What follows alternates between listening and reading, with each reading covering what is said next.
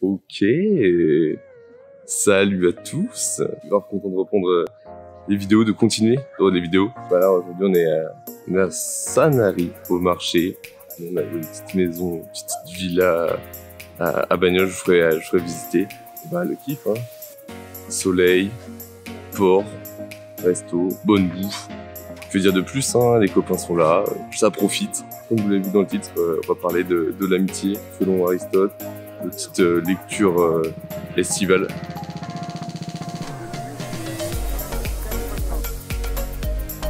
Grosse dinguerie.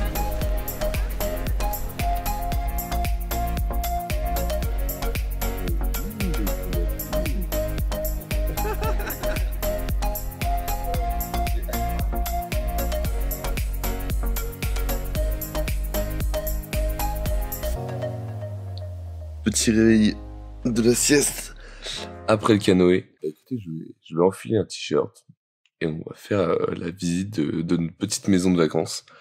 J'arrive tout de suite. Ah, alors là, on est dans ma petite chambre. Donc, petite maison de vacances, comme je vous ai dit, à Barjol. Vous pouvez voir ici, c'est très très sympa. Il y a une petite Monstera, je crois. Je sais pas exactement, je suis pas encore un pro des plantes vertes. Donc ça, c'était toutes les chambres. Vous voyez, là il y avait toutes les chambres à côté. Donc franchement c'est hyper cool. Très détente, très chill. C'est exactement ce qu'on cherchait. Et là, on a la petite salle de bain avec le chiotte. Ça c'est embêtant parce qu'on est 5. Mais bon, on fait avec, c'est les vacances. Et là du coup on arrive dans notre pièce de vie, notre salon. C'est vraiment très stylé. Franchement, on est grave content d'avoir trouvé cette petite maison. Et là, regardez-moi ça. Petite terrasse avec vue sur tout Barjol. Le matin, c'est incroyable. Le soir, c'est incroyable. Tout est incroyable ici. Et je pense qu'on va se poser juste ici pour parler tranquillement du sujet de l'amitié.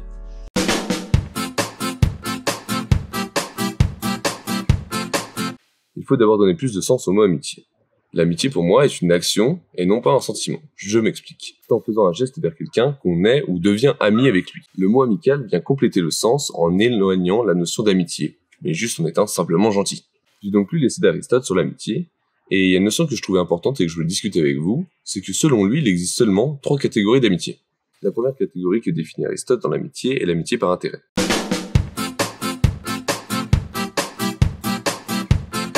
Une personne possédant un bien le met à disposition à un autre pour que celui-ci partage un moment avec lui. Pour vous donner un exemple plus concret, si je vous dis été, piscine, vous voyez où je veux en venir. Imaginons que je possède une piscine.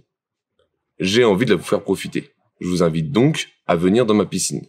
En contrepartie, vous devez d'être au moins gentil ou agréable avec moi, ce qui paraît tout à fait logique. Le seul problème de cette amitié, c'est qu'elle est éphémère. C'est-à-dire que le jour où moi je ne possède plus de piscine, vous n'êtes plus mon ami, parce que vous ne venez plus chez moi, vous n'êtes plus de partager de moments avec moi en tout cas. Mais à contrario, si je m'entends plus avec vous, je vais pas non plus vous inviter. C'est ce qui fait donc la fragilité de cette amitié et ce qui est généralement mal vu.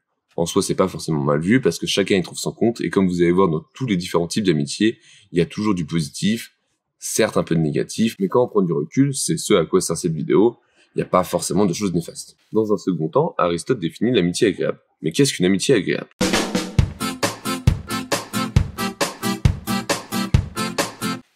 Contrairement à la précédente, l'amitié agréable ne prend pas en compte un bien matériel. C'est généralement une amitié comme vous en avez beaucoup, où c'est seulement des partages d'expériences, d'avis, des moments agréables. La différence qu'évoque Aristote avec l'amitié pure qu'on va voir dans un dernier temps, c'est que celle-ci prend en compte le temps. Forcément, si vous passez plus de temps avec des amis, que vous avez des relations plus fortes, c'est normal que vous vous attachez beaucoup plus. Il y a aussi la notion de nostalgie qui va prendre en compte, les moments de partage, plus ils seront nombreux, plus ils seront intenses. Et c'est cette notion-là qui va être importante, c'est vraiment le temps. C'est des moments conviviaux que vous vivez, mais c'est pas forcément ce que vous souhaitez faire. Vous pouvez par exemple apprécier parler de voiture sans pour autant en discuter tous les jours. Et c'est donc ça qu'en fait on trouve l'amitié agréable. C'est que l'amitié agréable peut être partagée avec beaucoup de monde, et ce, sur peu de temps. Vous partez en soirée, vous rencontrez quelqu'un, vous discutez, ça matche plutôt bien, vous vous entendez super bien, vous avez 2-3 sujets où vous discutez et ça semble plutôt intéressant. Ça va pas forcément mener à une amitié, mais c'est un moment agréable. L'amitié agréable a donc pour limite le temps, mais aussi de l'implication que vous souhaitez mettre dans cette amitié. Je pense qu'il faut savourer chaque amitié comme elle est. C'est-à-dire que si elle devient très forte, eh bien, faut la vivre à fond.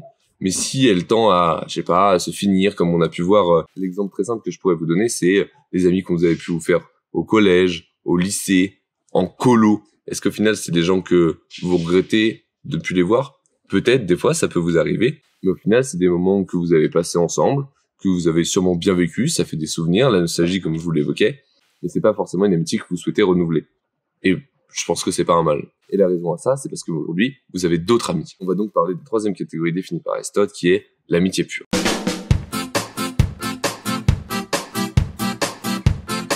L'amitié pure, comme on a pu voir auparavant, c'est qu'elle se construit avec le temps et elle est limitée. On peut pas donner son temps à tout le monde. C'est impossible. Vous avez votre vie, le travail, l'école, le petit copain, la petite amie, en plus l'amitié. On peut pas devenir ami avec tout le monde. Et encore moins, vraiment ami. Il y a un mec qui joue de la flûte. J'ai trop les nerfs. Un point que soulève Aristote dans l'amitié pure, c'est qu'on devient souvent amis avec des gens qui nous ressemblent. Alors, est-ce que c'est de l'égoïsme, du narcissisme? On va essayer d'y répondre. Je pense qu'il n'y a pas besoin d'opposer égoïsme et altruisme en amitié. Il y a seulement un égoïsme vil et un égoïsme noble qui n'ont en commun que le nom. Aristote cite, c'est un devoir pour l'homme vertueux de s'aimer lui-même. Et je pense qu'il a raison. Je pense qu'il faut apprendre à se connaître, se découvrir soi-même pour au final être la meilleure version de soi-même auprès des autres, leur apporter toutes nos connaissances, nos doutes, mais les partager de façon positive. Aujourd'hui, l'amitié, c'est une notion qui est très importante. On a pu le voir notamment au travers du Covid. On a vu que ça attirait les liens. On avait besoin de ce sentiment de partage, ce partage auprès des autres. Il faut juste en prendre conscience et apprécier les moments de vie comme ils viennent. Les rencontres en boîte, en festival, ou même les potes de potes. Et au contraire, si c'est négatif, si on se rend compte que voilà, on partage plus grand chose avec une personne, et s'arrêter là. Il y a plein de gens dans le monde, on peut discuter avec plein de personnes. Aujourd'hui, la question que j'aimerais que vous vous posiez, c'est voilà, savoir pour qui vous comptiez, savoir les gens que vous appréciez, mais aussi les gens avec qui au final vous êtes plus par intérêt. Parce que c'est normal, tout le monde l'est. Juste prenez conscience de ça, posez-vous 5 minutes, réfléchissez-y et peut-être qu'au final ça peut peut-être vous aider aussi. Rencontrez des gens, profitez, il fait beau. Je sais pas que j'ai qu'une envie, c'est de finir cette vidéo pour rejoindre mes potes qui sont au bar, partager des moments avec eux, discuter. Et c'est des notions qui sont hyper importantes. Encore une fois, mon but c'est de vous partager des axes de réflexion, donc n'hésitez pas en commentaire, dans mes DM, je vais vous mettre mon Instagram. Je vous mettrai aussi la référence du livre et des lectures que j'ai pu faire, tout ça dans la description. Et hâte de vous retrouver. J'espère que le format vous plaît, parce que moi j'adore vous tourner tout ça. Et puis, cœur sur vous. Cœur sur vous. Cœur sur vous.